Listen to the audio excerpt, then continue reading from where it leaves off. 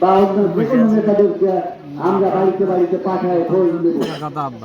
যত বড় প্রভাবশালী নেতা হন না কেন, যদি অপরাধ করেন, যদি কোথাও অন্যায় হবে, বিদ্যুৎ,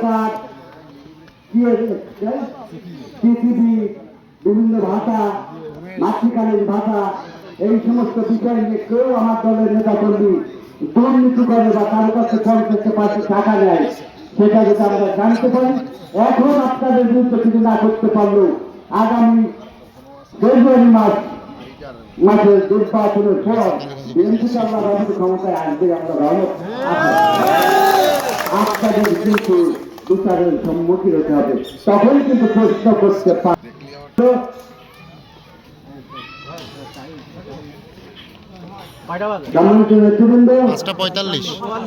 আমি এখান থেকে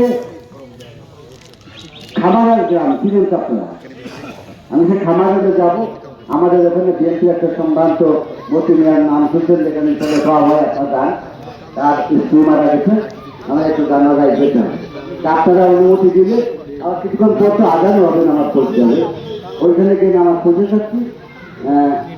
আপনারা অনুমতি দিলে আজকের মতো আমি আমার বক্তব্য সমাপ্ত করছি। তবে কথা দিচ্ছি, আমার নেতৃবৃন্দকে জানিয়ে রাখছি, পূজার পরে আমরা হয়তো কয়েকদিন ঢাকায় থাকবো রাজনৈতিক কাজে।